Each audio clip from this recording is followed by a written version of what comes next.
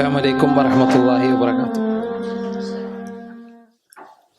الحمد لله رب العالمين والعاقبة للمتقين ولا عدوان إلا على الظالمين وأصلي وأسلم على من أرسلته شاهدا ومبشرا ونذيرا وداعيا إلى الله بإذنه وسراجا منيرا.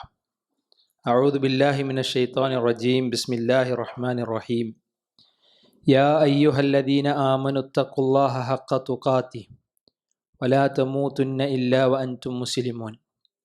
يا أيها الذين آمنوا اتقوا الله وقولوا قولا سديدا يصلح لكم أعمالكم ويغفر لكم ذنوبكم ومن يطع الله ورسوله فقد فاز فوزا عظيما.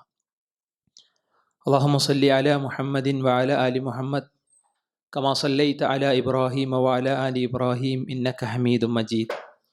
اللهم بارك على محمد وعلى آل محمد كما باركت على إبراهيم وعلى آل إبراهيم إنك حميد مجيد.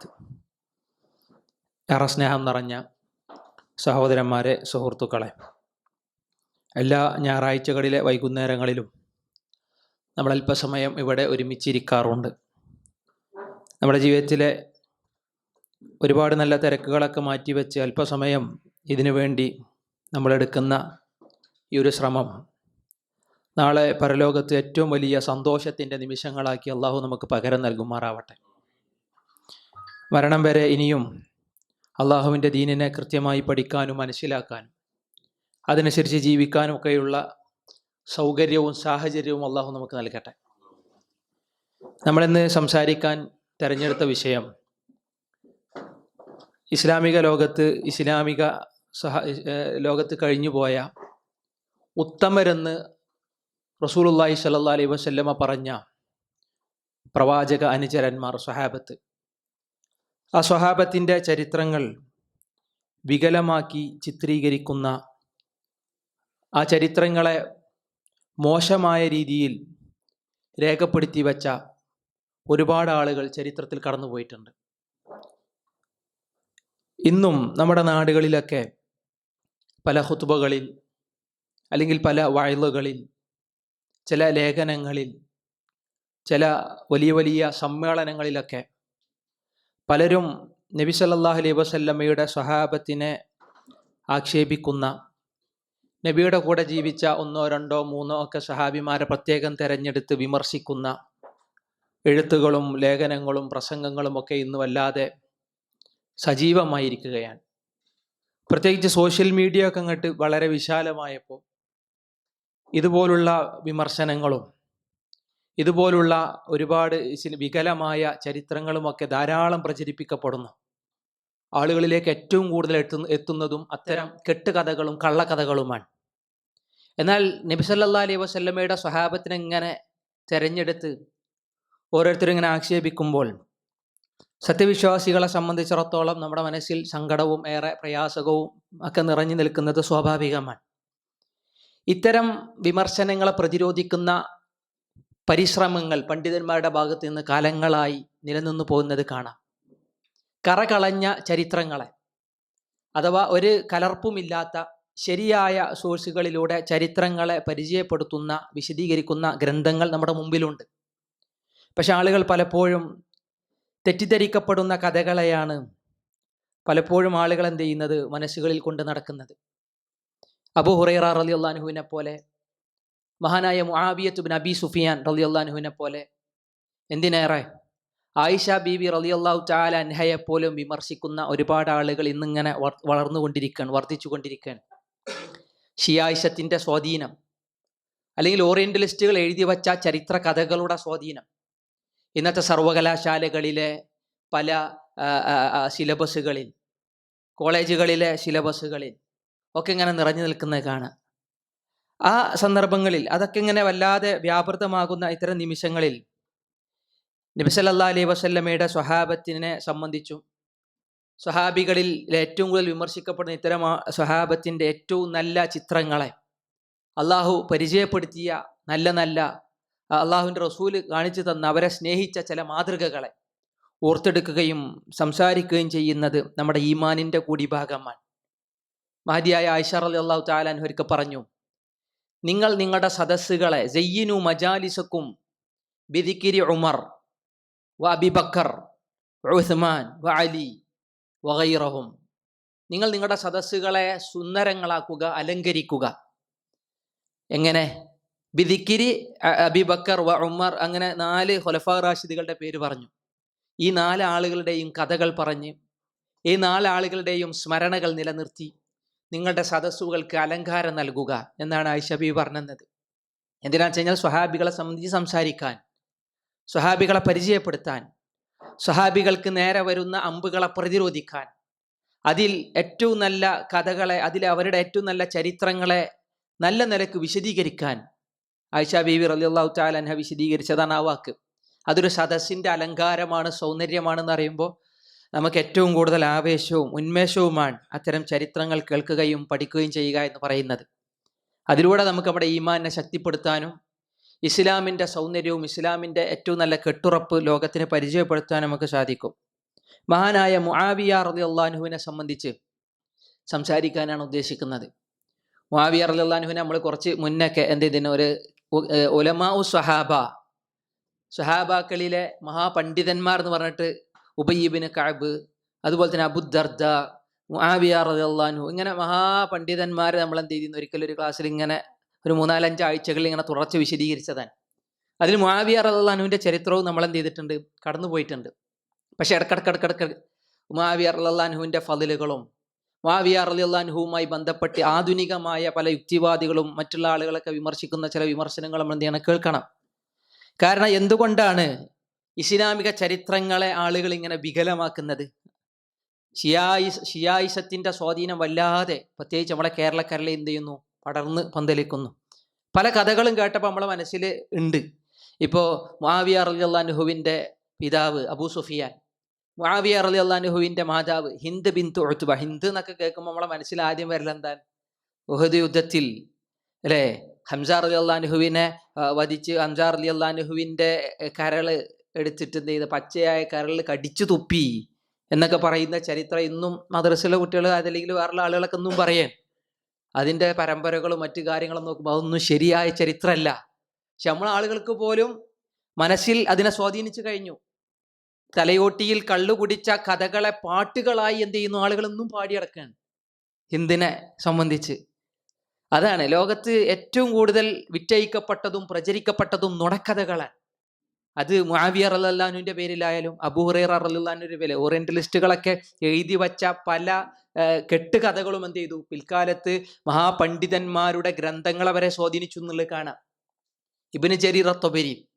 ഇബ്നു ജരീർ തൊബരിയുടെ തഫ്സീർ വളരെ പ്രസിദ്ധമാണ്.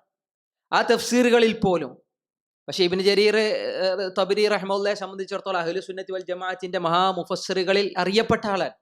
ഒരുപാട് കാര്യങ്ങൾക്ക് നമ്മൾ ആ തഫ്സീറിനെ അവലംബിക്കാറുമുണ്ട്. പക്ഷേ ആ തഫ്സീറുകളിൽ പോലും ചില ചരിത്രങ്ങൾ വിശദീകരിക്കുന്നിടത്ത് എന്ത് ചെയ്തിട്ടുണ്ട്, ഓറിയന്റലിസ്റ്റുകളുടെ ഗവേഷണങ്ങൾ വല്ലാതെ സ്വാധീനിച്ചിട്ടുണ്ട് എന്ന് കാണാം.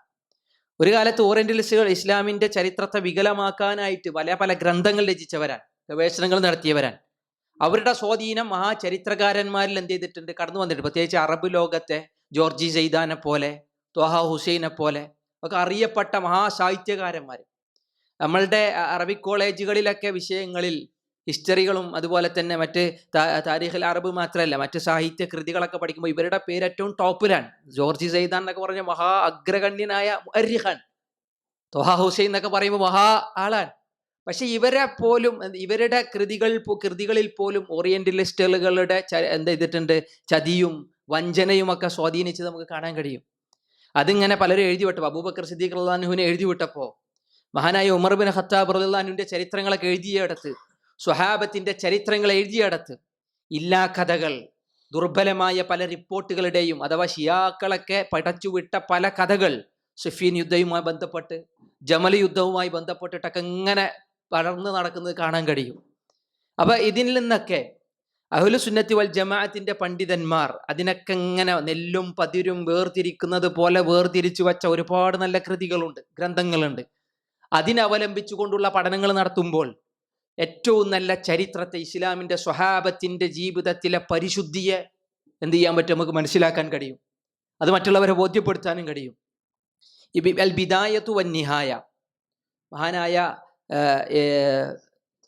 ഇബ്നു കസീർ റഹ്മത്തുള്ളാഹി അലൈഹിയുടെ ചരിത്രഗ്രന്ഥം അൽ ബിദായ വൻ നിഹായ. അൽ ബിദായ വൻ നിഹായയിൽ കുറേ കാര്യങ്ങൾ എന്ത് ചെയ്തിട്ടുണ്ട്, ചരിത്രത്തിന് വസ്തുതക്ക് നിരക്കുന്ന രീതിയിലുള്ള ഒരുപാട് നല്ല കാര്യങ്ങൾ എന്ത് ചെയ്തിട്ടുണ്ട്, രേഖപ്പെടുത്തിയിട്ടുണ്ട്.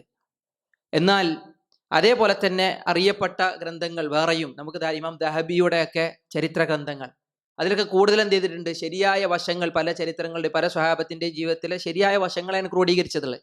പക്ഷെ അതൊന്നും എന്ത് ചെയ്യുന്നില്ല, ആളുകളിലേക്ക് വല്ലാതെ അങ്ങോട്ട് എത്തുന്നില്ല. എത്തുന്ന അധികവും മുഴുവൻ എന്തായിരിക്കും, ഈ ഷിയാക്കൾ പടച്ചുവിട്ട കഥകളാണ്.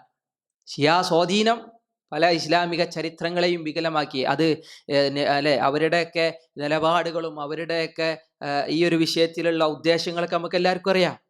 ഒരു സ്വാർത്ഥ താല്പര്യങ്ങൾക്ക് വേണ്ടി, ഒരു കക്ഷികളെ ഉയർത്തിക്കൊണ്ടുവരാൻ വേണ്ടി അലി റളിയല്ലാഹു അൻഹുവിനെ ഇങ്ങനെ വാഴ്ത്തിപ്പാടിയപ്പോൾ അബൂബക്കറിനെയും ഉമറിനെയും ഒക്കെ വിമർശിച്ചു തുടങ്ങി. പിന്നീട് ആക്ഷേപങ്ങളിലേക്കും വിമർശനങ്ങളിലേക്കും, അതും കഴിഞ്ഞ് അവരെ ലഅനത്ത്, അവരെ ശപിക്കുന്ന ഘട്ടങ്ങളിലേക്ക് വരെ എന്ത് ചെയ്തിട്ടുണ്ട്, ആളുകൾ വന്നെത്തിയത് ചരിത്രത്തിൽ നമുക്ക് കാണാൻ കഴിയും. അപ്പോൾ പലപ്പോഴും പലരെയും ഇടിച്ചു താഴ്ത്തിയപ്പോൾ അവരിടിച്ചു താഴ്ത്തിയത് അള്ളാന്റെ റസൂൽ ഉത്തമരെന്ന് പറഞ്ഞ സമൂഹത്തെയാണ്. ഇപ്പോഴും പലപ്പോഴും ചരിത്രം വായിക്കുമ്പോൾ നമുക്ക് തോന്നും, റസൂലിന്റെ കൂടെ ഉണ്ടായ റസൂലുള്ളാഹി സ്വല്ലല്ലാഹി അലൈഹി വസല്ലമയുടെ കാലവും പിന്നെ ഖുലഫാ റാഷിദുകളുടെ കാലവുമാണ് ഏറ്റവും സുരക്ഷിതം എന്ന് തോന്നിപ്പോകും ചില ചരിത്രങ്ങളൊക്കെ വായിക്കുമ്പോൾ. അതിന് ശേഷമൊക്കെ കട്ടപ്പോകേൻ എന്ന് തോന്നിപ്പോകും. മുആവിയത്തിന് അബൂ സുഫിയാന്റെ ചരിത്രം വായിക്കുമ്പോൾ, യസീദ് ബിൻ മുആവിയ റളിയല്ലാഹു അൻഹുവിന്റെ മകൻ യസീദിന്റെ ചരിത്രം വായിക്കുമ്പോൾ, ഇപ്പൊ കഴിഞ്ഞ ദിവസം പോലും ഇസ്ലാമിക് ഹിസ്റ്ററിയിൽ PG എടുത്തതാണ് എൻ്റെ ഭാര്യ, ഗവൺമെന്റ് കോളേജിൽ നിന്ന്, മലപ്പുറം ഗവൺമെന്റ് കോളേജിൽ നിന്ന്. യസീദിനെ പറ്റി എന്താ അറിയാന്ന് ചോദിച്ചപ്പോൾ അവള് പറഞ്ഞ് യസീദുൽ ഖമർ ആണോന്ന്. ഖമർ എന്നുള്ളത് ചന്ദ്രനല്ല, ഇംഗ്ലീഷിൽ എഴുതിയത് അങ്ങനെ, യസീദുൽ ഖമർ, കള്ളിന്റെ യസീദാണെന്നാണ്. പക്ഷെ അത് വായിക്കുമ്പോൾ അവർക്ക് നമ്മളെ സംബന്ധിച്ചിടത്തോളം അഹ്ലു സുന്നന്റെ ഗ്രന്ഥങ്ങളും പണ്ഡിതന്മാരുടെ പ്രസംഗങ്ങളൊക്കെ കേട്ട് വന്ന ആളുകളെ സംബന്ധിച്ചിടത്തോളം യസീദിനെ ഏകദേശം നമുക്കറിയാം. പക്ഷേ പല പുസ്തകങ്ങളിൽ പോലും അവരെ വിശേഷിപ്പിച്ചത് യസീദുൽ ഖമർ. യസീദ് സ്വഹാബിയാണോ താബിയാണോ എന്നുള്ള ചർച്ചകൾ വേറെ, സ്വഹാബി അല്ല എന്നാണ് ചില പണ്ഡിതന്മാർ വിശദീകരിച്ചു പോകുന്നത്. മുആവിയ സ്വഹാബികളുടെ കൂട്ടത്തിൽപ്പെട്ടതാണ്. പക്ഷേ യസീദുൽ ഖമർ അഥവാ യസീദിനെ സംബന്ധിച്ചുള്ള പരാമർശങ്ങൾ അത്രക്കും എന്ത് ചെയ്തിട്ടുണ്ട്, കുപ്രചരണങ്ങൾ യസീദിന്റെ പേരിൽ കടന്നു പോയിട്ടുണ്ട്. നമ്മുടെ സർവകലാശാലകളിലെ സിലബസിൽ പോലും അങ്ങനെ പരിചയപ്പെടുത്തി എന്ന് പറയുമ്പോൾ അത് വായിക്കുന്ന ആളുകൾ, വലിയ പ്രൊഫസർമാർ ഇതിനെയാണ് എന്ത് ചെയ്യുന്നത്, ലോകത്തിന് നമ്മുടെ കേരളക്കരയെ പരിചയപ്പെടുത്തി കൊടുക്കുന്നത്. കള്ള് കുടിയനായിരുന്നു എന്നാണ് യസീദിനെ പറ്റി രേഖപ്പെടുത്തിയത്. ചില ആളുകൾ പറഞ്ഞു നമസ്കരിക്കാറുണ്ടായി, നമസ്കാരം ഉപേക്ഷിക്കുന്നവനായിരുന്നു എന്നാണ്. പക്ഷേ അന്നത്തെ ആ കാലഘട്ടത്തിലെ മഹാപണ്ഡിതന്മാരോട് യസീദിനെ പറ്റി ചോദിച്ച അവരെന്താ പറയാ, അതൊക്കെ എന്താണ്, ശരിയായ സോഴ്സുകളിൽ നിന്ന്, നല്ല നല്ല ശരിയായ പരമ്പരകളിൽ കൂടി റിവായത്ത് ചെയ്യുന്ന ചില ഉദ്ധരണികൾ കാണാം. യസീദിനെ സംബന്ധിച്ച് അന്നത്തെ ഖലീഫയോട് ചോദിച്ചപ്പോൾ അയാൾ കള്ളുകുടിയനാണ്, അയാൾ നമസ്കാരം ഉപേക്ഷിക്കുന്നവനാണ് എന്ന് പറഞ്ഞപ്പോൾ മറുപടി എന്താ, അവർ കള്ളു കുടിക്കുന്നത് നീ കണ്ടിട്ടുണ്ടോ, നമസ്കാരം ഉപേക്ഷിക്കുന്നത് നീ കണ്ടിട്ടുണ്ടോ? ഞാൻ കണ്ടിട്ടില്ല. എൻ്റെ കൂടെ യസീദ് ജീവിച്ച കാലങ്ങളിൽ യസീദ് കള്ളു കുടിക്കുന്നതോ യസീദ് നമസ്കാരം ഉപേക്ഷിക്കുന്നതോ ഞാൻ കണ്ടിട്ടില്ല എന്നിങ്ങനെ പരിചയപ്പെടുത്തി കൊടുത്തു. പക്ഷെ അതൊന്നും എന്ത് ചെയ്തിട്ടില്ല, ആളുകൾക്ക് പ്രചരിക്കപ്പെട്ടിട്ടില്ല. യസീദിന്റെ പേരിൽ കെട്ടിച്ചമച്ച കഥകൾ എന്ത് ചെയ്തു, ലോകത്ത് വ്യാപിച്ചു. ഇത് യസീദ് മാത്രമല്ല, ഏറ്റവും കൂടുതൽ ഇപ്പൊ യസീദ് ഇബ്നു മുആവിയാണ്. മുആവിയത്ത് ഇബ്നു അബീ സുഫിയാന്റെ പേരിൽ എന്തെല്ലാം നിലനിൽക്കുന്നു. മുആവിയ ആരാണ്? മുആവിയയുടെ ഫളിൽ എന്താണ്? അല്ലാഹുവിന്റെ റസൂൽ വിശദീകരിച്ചത് ഹദീസുകളിൽ കാണാം. അപ്പൊ അള്ളാഹ് സ്വഹാബത്തിന് പറഞ്ഞ ആയത്തുകൾ, അള്ളാഹു സ്വഹാബത്തിന്റെ ഫളിൽ വിശേഷിപ്പിച്ച ആയത്തുകളിൽ എല്ലാ സ്വഹാബികളും ഉൾപ്പെടും. അതാണ് നമ്മുടെ വിശ്വാസം. അല്ല, ഒരു സ്വഹാബിയെ ഒന്നും മാറ്റി വെക്കാൻ പറ്റൂല. ഉദാഹരണത്തിന് സൂറത്ത് തൗബയിൽ ആയത്ത്, والسابقون الأولون من المهاجرين والأنصار والذين اتبعوهم بإحسان رضي الله عنهم ورضوا عنه أعد لهم جنات تجري من تحتها الأنهار ذلك الفوز الكبير ذلك الفوز العظيم. സൂറത്ത് തൗബയിലെ 100-ാമത്തെ ആയത്താണ്. ഇത് സ്വഹാബികളെ സംബന്ധിച്ച് അല്ലാഹ് പറഞ്ഞ ആയത്താണ്. മുൻഗാമികളായ മുഹാജിറുകളും അൻസാറുകളും. മുഹാജിറുകൾ എന്ന് വിടുമ്പോൾ അതിൽ ആരൊക്കെ പെട്ടു? നേരത്തെ പറഞ്ഞു മുആവിയ അതിൽ ഉൾപ്പെട്ടവനാണ്. കാരണം മുഅ്മിനായി നബിയെ കാണുകയും മുഅ്മിനായി മരണപ്പെട്ടുകയും ചെയ്തവനാണ് മഹാനായ മുആവിയ ഇബ്നു അബീ സുഫിയാൻ റളിയല്ലാഹു അൻഹു. അപ്പോൾ അഹ്ലു സുന്നന്റെ പണ്ഡിതന്മാരുടെ സ്വഹാബത്തിന്റെ ലിസ്റ്റ് എടുത്ത് നോക്കുമ്പോൾ അതിൽ ആരുണ്ട്? മുആവിയ ഉണ്ട്. അപ്പോൾ മുആവിയയെ ഇനി ഒരാൾ വിമർശിച്ചു കഴിഞ്ഞു കഴിഞ്ഞാൽ ആ വിമർശനം എന്തിനു കൂടിയാണ്? ഖുർആനെ വിമർശിക്കുന്നത് കൂടിയാണ്. അതുകൊണ്ടാണ് എന്ത് ചെയ്തത്? മുആവിയയെ വിമർശിക്കുന്നത് കുഫ്റാൻ, സഹാബത്തിനെ വിമർശിക്കുന്നത് സത്യനിഷേധമാണ് എന്നെന്ത് ചെയ്തത്? പൂർവ്വസൂരികളായ ഇമാം മാലിക്കിനെ പോലുള്ള, അതുപോലെ തന്നെ ഇമാം അഹ്മദ് ബിൻ ഹംബലിനെ പോലുള്ള ഒക്കെ മഹാപണ്ഡിതന്മാർ രേഖപ്പെടുത്തി വെച്ചു. കാരണം ആയത്ത് തള്ളുകയാണ്. അള്ളാഹ് പറഞ്ഞു മുഹാജിറുകളും അൻസാറുകളും അങ്ങനെയുള്ള മുൻഗാമികൾ, വല്ലദീന അത്തബഉഹും ബിഇഹ്സാൻ, ആ സ്വഹാബത്തിനെ നല്ല നിലക്ക് പിന്തുടരുകയും ചെയ്യുന്നവർ, റളിയല്ലാഹു അൻഹും, അള്ളാഹു തൃപ്തിപ്പെട്ടവനാണ്. അപ്പോൾ ഒരാൾക്ക് പറയാൻ പറ്റൂല ഞാൻ തൃപ്തിപ്പെടൂല, വാവിൻ്റെ വിഷയത്തിൽ അതിലെന്തൊക്കെയോ പ്രശ്നം ചരിത്രത്തിൽ ഇങ്ങനെ ഉണ്ടല്ലോ, തൽക്കാലാണ്ട് മാറ്റി നിർത്താൻ പറ്റൂല. സത്യവിശ്വാസികളുടെ നിലപാടെന്താ? റളിയല്ലാഹു അൻഹും വറളു അൻ. അള്ളാഹ് പഠിപ്പിച്ചു. മുഹാജിറുകളാവട്ടെ അൻസാറുകളാവട്ടെ, അല്ലേ, നബിയുടെ കൂടെ ജീവിച്ച മുഅ്മിനീങ്ങളാണോ, അവിടെ ജീവിതത്തിൽ എന്താണ് മാനുഷികമായ തിന്മകളെപ്പോലും നമ്മൾ വകവെക്കണ്ട. പക്ഷേ ആ കാലഘട്ടത്തിലെ യുദ്ധങ്ങളെങ്ങനെ പലതും എടുത്തിട്ട്, ജമൽ യുദ്ധമാണെങ്കിലും ഇനി സിഫീനൊക്കെ ആണെങ്കിലും എടുത്തിട്ട് എന്ത് ചെയ്യും? ആളുകൾ ഇങ്ങനെ ചർച്ച ചെയ്യും. ആളുകൾ ഇങ്ങനെ ചർച്ച ചെയ്തിട്ട് അതിൽ ഇവിടെ ഉമർ ഇബ്നു അബ്ദുൽ അസീസ് എന്ന ലോകം കേട്ട ഖലീഫയെ നമുക്ക് എല്ലാവർക്കും അറിയാം.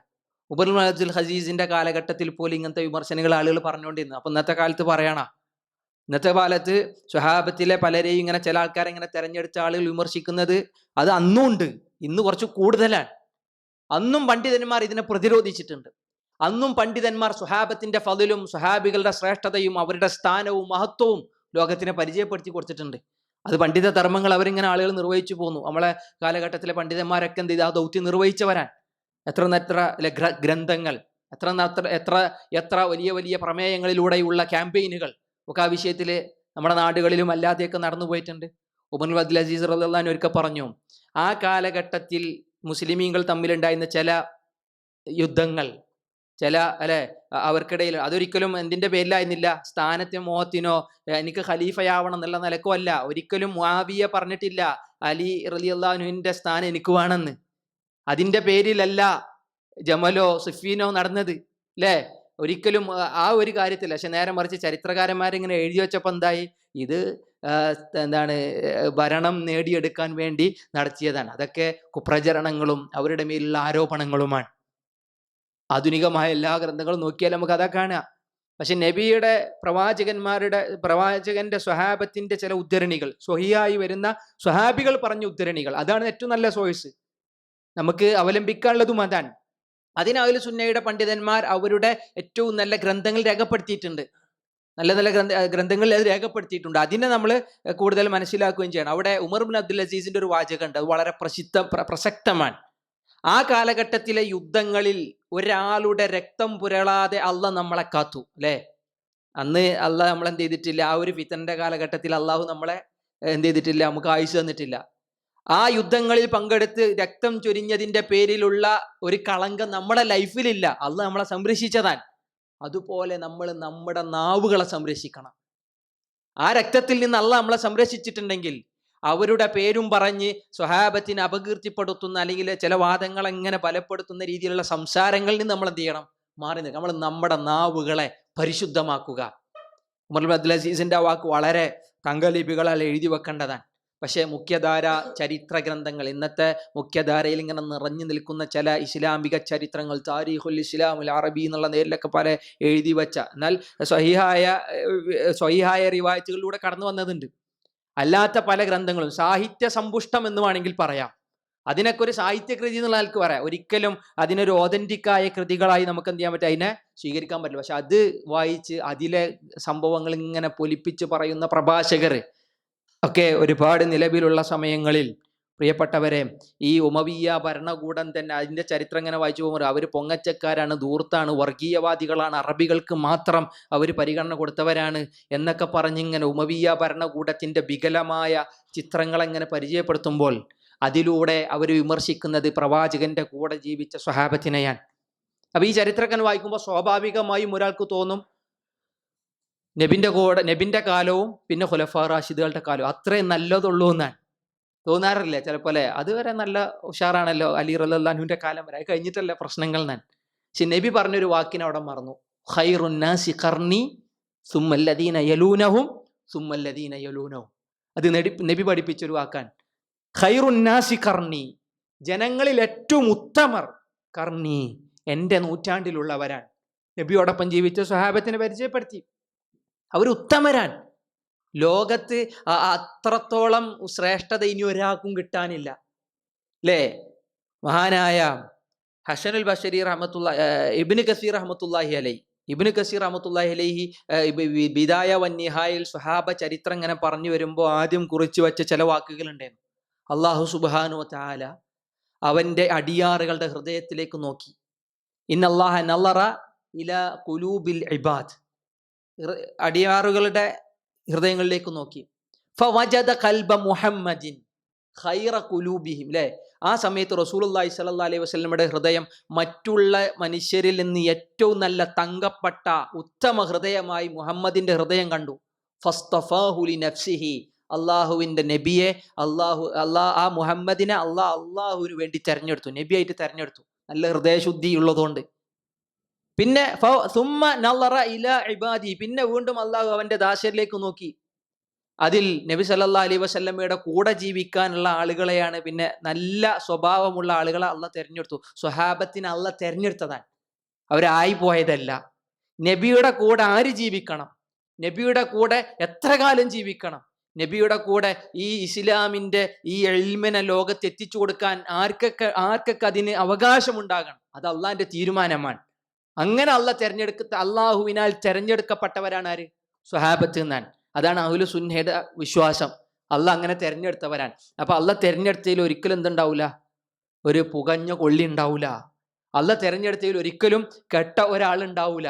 അള്ളാഹ് തെരഞ്ഞെടുത്തത് ഏറ്റവും നല്ല പരിശുദ്ധരയാൻ, അല്ലേ? അള്ളാഹുവിന്റെ പ്രവാചകന്റെ സ്വഹാബത്തിനെ തെരഞ്ഞെടുത്തത് അങ്ങനെ എന്ന് പറയുമ്പോൾ ആ രീതിയിൽ ആദ്യത്തെ ആള് മുതൽ അവസാനത്തെ ആള് വരെ ഏറ്റവും നല്ല കളഞ്ഞ റബ്ബിന്റെ തൃപ്തിക്കും റബ്ബിന്റെ സ്നേഹത്തിനും പാത്രമാണ് എന്നുള്ളതാണ് നമ്മുടെ വിശ്വാസം. അതിൽ അബൂ ഹുറൈറയെ മാറ്റി നിർത്താനാവില്ല. കുറേ ആളുകൾ അബൂ ഹുറൈറയെ എങ്ങനെ വിമർശിക്കണതാണ്, എത്ര കൃതികളാണ്, എന്തിനാണത്? അബൂ ഹുറൈറയെ എങ്ങനെ വിമർശിക്കുമ്പോൾ തോന്നും അത്രയും ഹദീസുകളെ എന്ത് ചെയ്യാം, വിമർശിക്കാൻ, അത്രയും ഹദീസുകളെ മാറ്റി നിർത്താൻ. അതല്ലെങ്കിൽ ആയിഷ റളിയല്ലാഹു അൻഹുവിനെ ശിയാക്കൾ ഇങ്ങനെ ആയിഷ ബീവിയെയും അബൂബക്കറിനെയും, അബൂബക്കർ സിദ്ദീഖും അതുപോലെ തന്നെ ഉമർ ഇബ്നുൽ ഖത്താബ് റളിയല്ലാഹു അൻഹു ഒന്നും ഖലീഫക്ക് ഖിലാഫത്തിന് അർഹനല്ല എന്ന് പറഞ്ഞ് അവരെ വിമർശിക്കുന്നതായ അവരുടെ ഈമാനൊന്നും ശരിയല്ല. ഖവാരിജികളുടെ കണക്കനുസരിച്ച് ഉസ്മാൻ റളിയല്ലാഹു അൻഹു ഇസ്ലാം ശരിയല്ല, ഖവാരിജികളുടെ കണക്കനുസരിച്ച് അബ്ദുല്ലാഹി ഇബ്നു അബ്ബാസിന്റെ ഈമാൻ ശരിയല്ല എന്നൊക്കെയാണ് എന്ത് ചെയ്തത്, തോന്നിപ്പോയത്. അവര് പ്രചരിപ്പിച്ചതും അതാണ്. അപ്പോൾ ഇസ്ലാമിനെ തകർക്കാൻ ഉണ്ടായിരുന്ന ഹിഡൻ അജണ്ടകളിൽ പെട്ടതാണ് ഓരോ സ്വഹാബിനെ അങ്ങനെ എടുത്തത്. അതിൽ ഏറ്റവും കൂടുതൽ വിമർശന വിധേയനാണ് മഹാനായ മുആവിയത്ത് ഇബ്നു അബി സുഫിയാൻ റളിയല്ലാഹു അൻഹു. പക്ഷേ മുആവിയ റളിയല്ലാഹു അൻഹുവിന്റെ ശ്രേഷ്ഠതയും മഹത്വവും തിരിച്ചറിയണമെങ്കിൽ ആ ഒരു സ്വഹാബത്ത് മുആവിയനെ ഇങ്ങനെ പരിചയപ്പെടുത്തിയ ചില വരികളുണ്ട്. അതിൽ കാണാം നബിയുടെ ചില വരികളുണ്ട്. ഇപ്പൊ അള്ളാഹ് പറഞ്ഞു സ്വഹാബത്തിന് ഏറ്റവും നല്ലവരാണെന്ന് അള്ളാഹ് പറഞ്ഞു, ആ കൂട്ടത്തിൽ മുആവിയ ഉണ്ട്. അപ്പൊ പൊതുവായി സ്വഹാബത്തിന്റെ ഫضل പറഞ്ഞ ആയത്തുകൾ മുഴുവൻ ആരുടെ ഫضലും കൂടിയാണ്? മുആവിയ റളിയല്ലാഹു അൻഹുവിന്റെ ഫضലാണ്, അബൂ ഹുറൈറ റളിയല്ലാഹു അൻഹുവിന്റെ ഫضലാണ്, അല്ലേ? ആയിഷ റളിയല്ലാഹു അൻഹുവിന്റെ അൻഹയുടെ ഫضലാണ്, ഉമർ ഇബ്നുൽ ഖത്താബിന്റെയും ഉമറിന്റെയും അബൂബക്കറിന്റെ ഒക്കെ ഫضൽ പൊതുവായി അള്ളാഹ് പറഞ്ഞ ആയത്തുകളിലുണ്ട്. പൊതുവായി അള്ളാഹിന്റെ റസൂലും പറഞ്ഞു, അല്ലെ? സ്വഹാബത്തിന്റെ സവിശേഷത, സ്വഹാബത്തിന്റെ മഹത്വം അള്ളാഹിന്റെ റസൂലും പറഞ്ഞില്ലേ, ലാ തസുബ്ബു അസ്ഹാബി, നിങ്ങൾ എൻ്റെ സ്വഹാബിനെ എന്ത് ചെയ്യരുത്, ചീത്ത വിളിക്കരുത്. ഇനി ആരെങ്കിലും ചീത്ത വിളിച്ചാൽ, അല്ലെ, ഒരിക്കലും എൻ്റെ സ്വഹാബത്ത് അവരുടെ ഒരു കൈക്കുമ്പിളിൽ ധർമ്മം ചെയ്തതിനോളം, അതല്ലെങ്കിൽ അവരുടെ കൈക്കുമ്പിളിലെ നസീഫഹു പകുതി ധർമ്മം ചെയ്തതിന്റെ അത്ര എത്തൂല നമ്മൾ ഉഹുദ് മലയോളം സ്വർണം ധർമ്മം ചെയ്താലും എന്ന് റസൂലുള്ളാഹി പറഞ്ഞു. അതിലെല്ലാവരും പെടും. ആരും പെടും? ഇവർ ഈ വിമർശിക്കുന്ന സ്വഹാബികളെ കയ്യിലും ഉൾപ്പെട്ടവരാൻ. അവരുടെ അരികത്തേക്ക് പോലും എത്തൂല എന്നാണ്. അപ്പൊ പൊതുവായി അള്ളാഹും അള്ളാഹിന്റെ റസൂലും സ്വഹാബത്തിനെ വിശദീകരിച്ച ആയത്തുകളിൽ വളരെ കൃത്യമാണ് മുആവിയ റളിയല്ലാഹു അൻഹുവും അതെന്താണ്, അതിന് പാത്രമാണ്. ഇനി മുആവിയനെ മാത്രം അള്ളാഹിന്റെ റസൂല് എന്ത് ചെയ്തിട്ടുണ്ട്, വല്ലാതെ മഹത്വപ്പെടുത്തിയത് കാണാം, പ്രാർത്ഥിച്ചത് കാണാം. ഇന്ന് ഞാനിത് പറയാനുള്ള കാരണം, പ്രത്യേകിച്ച് റീസെന്റ് ആയി പോലും മറ്റേ ഷിയായിസം കേരളത്തിൽ ഏറ്റവും കൂടുതൽ പടർത്തുന്ന ഒരാളുണ്ടല്ലോ, അല്ലേ? വലിയ തഫ്സീറൊക്കെ എഴുതിയ ആളാണ്. അയാൾ എത്ര പരിഹാസത്തോടു കൂടെയാണ്, എത്ര ആക്ഷേപത്തോടു കൂടെയാണ് മുആവിയെ പോലുള്ള സ്വഹാബികളെ വിമർശിക്കുന്നതെന്ന് കാണാം. അത് യഥാർത്ഥത്തിൽ ഒരു കപട വിശ്വാസിയുടെ സ്വഭാവമാണ്. ഒരിക്കലും വിശ്വാസിയല്ല, അവർ മുഅ്മിനല്ല. അള്ളാഹുവിന്റെ പ്രവാചകന്റെ സ്വഹാബത്തിനെ വിമർശിക്കുന്നതായി ആരെയെങ്കിലും നിങ്ങൾ കണ്ടാൽ ഫഹുവ സിന്ദീഖുൻ, അവൻ സിന്ദീഖാൻ, അവൻ കപടവിശ്വാസിയാൻ. യഥാർത്ഥ വിശ്വാസി എന്ന് പറയാൻ പറ്റൂല എന്നാണ് അഹ്ലുസുന്നത്തി വൽ ജമാഅത്തിന്റെ പണ്ഡിതന്മാർ മുഴുവൻ നമ്മളെ പഠിപ്പിച്ചത്. അപ്പൊ അക്കൂട്ടത്തിൽ ഇവരെങ്ങനെ വിമർശിക്കണ കാണുമ്പോൾ പണ്ട് യഥാർത്ഥ ചില ഗ്രന്ഥങ്ങളൊക്കെ തന്നെ വായിക്കുമ്പോൾ, മുആവിയന്റെ ഫളലൊക്കെ തന്നെ വായിക്കുമ്പോൾ നമുക്ക് തന്നെ ഭയങ്കര ആവേശം തോന്നും. മഹാനായ അബൂ ഇസ്ഹാഖ് അസ്സബീഇ, അറിയപ്പെട്ട മഹാമുഫസ്സിറാൻ, മുഹർരിഖാൻ, ചരിത്രകാരനാണ്. അബൂ ഇസ്ഹാഖ് അസ്സബീഇ കൂഫക്കാരനാ. അദ്ദേഹം പറയുന്നു, കാന മുആവിയ വകാന മുആവിയ വമാ റഅയ്നാ ബഅദഹു മിസ്ലഹു. മുആവിയ അങ്ങനെയായിരുന്നു, മുആവിയ അപ്രകാരമായിരുന്നു. മുആവിയയുടെ ജീവിതം കൃത്യമായി പഠിച്ചവര് മുആവിയൻ എങ്ങനെ വാനോളം, മുആവിയ അങ്ങനെയായിരുന്നു, മുആവിയ എങ്ങനെയായിരുന്നു, മുആവിയനെ പറ്റി പറയാൻ അവരുടെ വാക്കുകൾ എന്താണ് നമ്മളറിയില്ല, ഭയങ്കര ആവേശത്തിൽ മുആവിയയെ പറ്റി വാതോരാതെ സംസാരിക്കുന്നവരായിരുന്നു മുൻഗാമികളായ പണ്ഡിതന്മാര്. എന്നിട്ട് അദ്ദേഹം പറയാൻ, വമാ റഅയ്നാ ബഅദഹു മിസ്ലഹു, ഞാൻ ഇതുവരെ അങ്ങനത്തെ ഒരു മനുഷ്യനെ ഞാൻ എൻ്റെ ജീവിതത്തിൽ കണ്ടിട്ടില്ല. അത്രക്കും സഹിഷ്ണുതയുള്ളവൻ, അത്രക്കും നീതിബോധമുള്ളവൻ, അത്രക്കും ഏറ്റവും നല്ല അറിവുള്ളവൻ. മുആവിയയെ പ്രവാചകന്റെ സ്വഹാബത്തിന്റെ കൂട്ടത്തിൽ മഹാപണ്ഡിതന്മാരിൽ നമുക്ക് എണ്ണാൻ കഴിയും. നല്ല വിവരമുള്ള ആളുകളുടെ കൂട്ടത്തിൽ മുആവിയ എണ്ണാൻ കഴിയും. 20 വർഷക്കാലം ഷാമിനെ ഭരിച്ച ഗവർണർമാരിൽ ഗവർണർ ആയിരുന്നു മഹാനായ മുആവിയ. അബൂബക്കർ ഉമർ റളിയല്ലാഹു അൻഹു ഗവർണറായി നിശ്ചയിച്ചു. ഉമറിന് ശേഷം ഉസ്മാൻ ഇബ്നു അഫ്ഫാൻ ഗവർണർ. എന്തുകൊണ്ടാണ്? അതാ ഫളിലുള്ളതുകൊണ്ടാണ്. അത്രക്കും നല്ലൊരാളെ അവരുടെ ഉമർ നിലനിർത്തിയ അതേ ആളെ ഉമറിന് ആ ഫളിൽ അറിയണതുകൊണ്ടാണ് ഉമർ എന്ത് ചെയ്ത് ഗവർണറായി നിശ്ചയിച്ചു. 20 കൊല്ലം ഷാമിന്റെ ഗവർണർ, പിന്നെ 20 കൊല്ലം രാജാവാണ്. 20 കൊല്ലം രാജാവ്, ഷാമും ഒക്കെ അടക്കി ഭരിക്കുന്ന രാജാവ് എന്ന് പറയാൻ കാരണം റസൂലുള്ളാഹി സ്വല്ലല്ലാഹു അലൈഹി വസല്ലം ഒരു ഹദീസിൽ കാണാം, നുബുവത്ത് കഴിഞ്ഞാല് നുബുവത്തിന്റെ കാലം മുതൽ 30 വർഷം എന്തായിരിക്കും?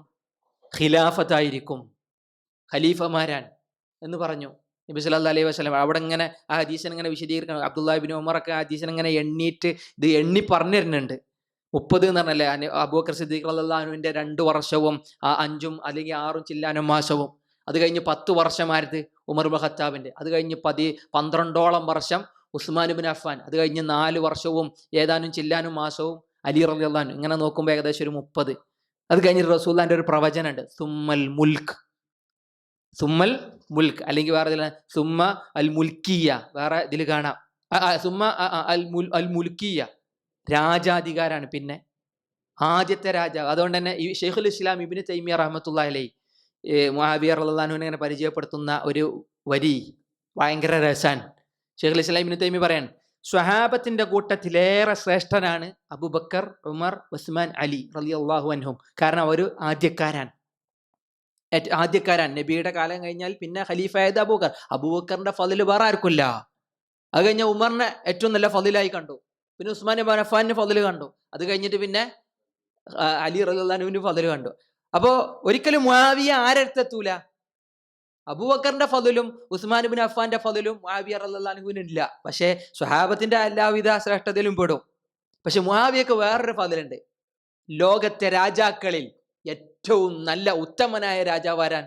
മുആവിയ. കാരണം ആദ്യത്തെ രാജാവാണ്, മുലൂക്കിയത്തിന്റെ ആദ്യത്തെ. പിന്നെ ശേഷം വരുന്നത് എന്താ? രാജഭരണമാണ് എന്ന് റസൂലുള്ളാഹി സ്വല്ലല്ലാഹു അലൈഹി വസല്ലം പ്രവചിച്ചു എന്നാണ്. പിന്നെ അവിടുന്ന് അങ്ങോട്ട് ഉമവിയ ഭരണകൂടത്തിന് ഇങ്ങനെ കാണാം. ഇയാൾ മരണപ്പെട്ടപ്പോൾ, മുആവിയ മരണപ്പെട്ടപ്പോൾ മുആവിയ തൻ്റെ മകനെ വസിയത്ത് പറഞ്ഞതൊക്കെ അത് പിന്നീട് ഒരു ഖിലാഫത്തിന്റെ രൂപം മാറിയതിനെ പരിചയപ്പെടുത്തുക കൂടിയാണ് ചെയ്തത്. 20 വർഷക്കാലം ഉമവിയ സാമ്രാജ്യത്തിന്റെ അധിപനായി നിലകൊണ്ടു എന്നാണ്. 40 വർഷക്കാലത്തെ ഭരണപാടവം മുആവിയ റളിയല്ലാഹു അൻഹുവിന് ഉണ്ടായിരുന്നു എന്നാണ്. മുആവിയ റളിയല്ലാഹു അൻഹു എന്ന് പറഞ്ഞ ഭരണപാടവം ഉണ്ടാവണമെങ്കിൽ നല്ല അറിവ് വേണം, തൻ്റെ ഇടം വേണം, ചങ്കൂറ്റം വേണം, നല്ല അറിവ് വേണം, അല്ലേ? അത് മുആവിയയുടെ ശ്രേഷ്ഠതയെ വിളിച്ചോതുന്നതാണ്. മുആവിയ റളിയല്ലാഹു അൻഹുവിന്റെ വാപ്പ അബൂ സുഫിയാന്റെ ഒപ്പാന്റെ ഒപ്പം അങ്ങനെയല്ലേ, ഉമയ്യത്ത് ഇബ്നു ഹർബ് എന്ന് പറഞ്ഞാൽ തന്നെ അറബികള് വലിയ യുദ്ധപാഠവുമുള്ള, നല്ല യുദ്ധം ചെയ്യാൻ തന്ത്രവും കഴിവും അതുപോലെ തന്നെ വിവരവും വിവേകവും ഉള്ളവരായിരുന്നു ആ കുടുംബം, മുആവിയ റളിയല്ലാഹു അൻഹുവിന്റെ കുടുംബം മുഴുവൻ. മുആവിയ റളിയല്ലാഹു അൻഹുവിന്റെ ശ്രേഷ്ഠത എന്ന് പറഞ്ഞാൽ അറിവ് മാത്രമായിരുന്നില്ല, വിധീരനായിരുന്നു, നല്ല ചങ്കൂറ്റുള്ള ആളായിരുന്നു. അതൊക്കെ മുആവിയയുടെ ഫളിലുകൾ ഇങ്ങനെ പറഞ്ഞു പോണേ. നമുക്കറിയാം മുആവിയ ഭരണത്തിൽ കടന്നു വന്ന ആ ഒരു ഉമവിയ ഖിലാഫത്തിന്റെ കാലഘട്ടത്തിലാണ് ഏറ്റവും അറിയപ്പെട്ട സ്പെയിൻ ഇസ്ലാമിന് കീഴിൽ വന്നത്. അല്ലെ, അബ്ദുറഹ്മാൻ ഇബ്നു ദാഹിൽ എന്ന് പറഞ്ഞ ആളിലൂടെ സ്പെയിൻ മുസ്ലിം അന്നത്തെ അന്തുലുസ് അത് വിജയിച്ചടക്കിയത് ഉമവിയ ഭരണകൂടത്തിന്റെ കാലഘട്ടത്തിലാണ്. ലബനാൻ, ഷാം, തുർക്കി, എന്തിനേറെ നമ്മുടെ ഇന്ത്യ, പിന്നെ Armenia, Azerbaijan, Georgia, Afghanistan, Uzbekistan, Turkmenistan, Kazakhstan, എത്ര രാജ്യങ്ങളാണെന്നറിയോ ഇസ്ലാമിന് കീഴിലായത്? ആരുടെ കാലം? ഉമവിയ ഭരണകൂടത്തിന്റെ കാലഘട്ടത്തിൽ. പക്ഷെ ഈ ഉമവിയ ഭരണകൂടത്തിന് എന്ത് ചെയ്തു? ഇങ്ങനെ പ്രത്യേകിച്ച് ഉമവിയ ഭരണകൂടത്തെ തകർത്തിട്ടാണ് അബ്ബാസി ഭരണകൂടം കടന്നു വരുന്നത്. ഷിയാ സ്വാധീനത്തിന്റെ പലതും അവിടെ ഇങ്ങനെ ആ ചരിത്രം ഇങ്ങനെ വായിച്ചു പോകുമ്പോൾ നമുക്ക് കാണാം. ഷിയാക്കള് ഭരണത്തിൽ കടന്നു വരുന്നതിന്റെ ചതിയും അതിന്റെ പിന്നിലുണ്ടായിരുന്ന അവരുടെ കുതന്ത്രങ്ങളും ഒക്കെ ശരിക്കും ഇങ്ങനെ വായിച്ചാൽ കാണാം. ആദ്യം ഉമവിയാക്കൾ വർഗീയവാദികളാന്ന് പറഞ്ഞു. അറബികളെ മാത്രമേ ഗവർണർമാരായിട്ട് നിശ്ചയിക്കുന്നുള്ളൂ, അറബികൾക്ക് മാത്രമേ ഭരണം കൊടുക്കുന്നുള്ളൂ, അറബികൾക്ക് എല്ലാം കൊടുക്കുന്നു, അനറബികളായ ഞങ്ങൾ ആരും പരിഗണിക്കുന്നില്ല എന്നൊക്കെ പറഞ്ഞിങ്ങനെ അസ്വാരസ്യങ്ങളും കുപ്രചരണങ്ങളും അപവാദങ്ങളും ഇങ്ങനെ പറഞ്ഞൊരു ഭരണകൂടത്തെ തകർക്കുന്നത്, ഒരു ഭരണാധികാരിക്കെതിരെ അവർ കടന്നു വരുന്നത്, ഖവാരിജിയത്തിന്റെ ബാക്കി പാഠങ്ങൾ, ബാക്കി പത്രങ്ങൾ അവരിൽ നമുക്ക് ഇങ്ങനെ വായിച്ചെടുക്കാൻ കഴിയും.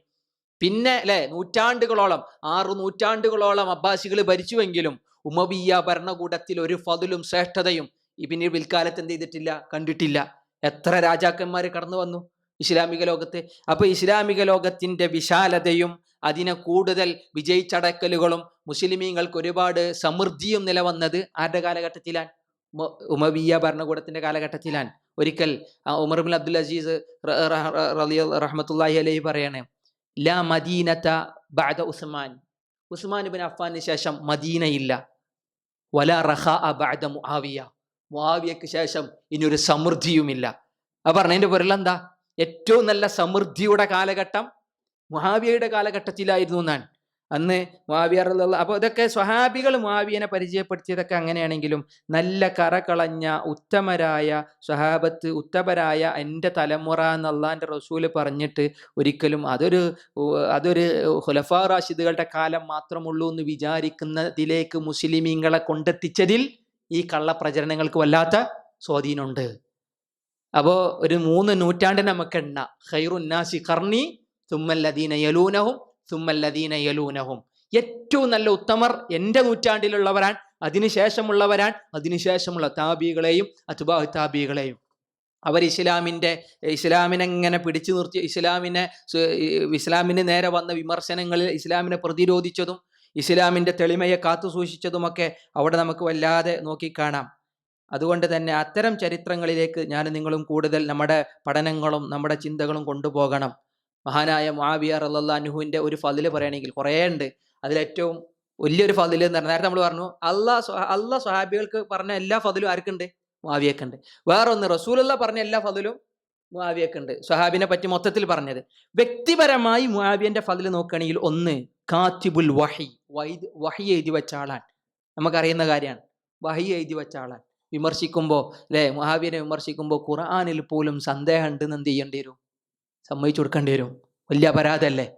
എഴുതി വെച്ചതിൽ മുആവിയ എഴുതി വെച്ചത് ശരിയല്ല എന്ന് പറഞ്ഞിടത്തേക്ക് എത്തൂലേ?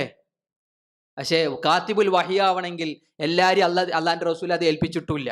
എഴുതി വെക്കാൻ ചില ആളുകളെ മാത്രം തെരഞ്ഞെടുത്തു. അവർ അർഹരായതുകൊണ്ടാണ്.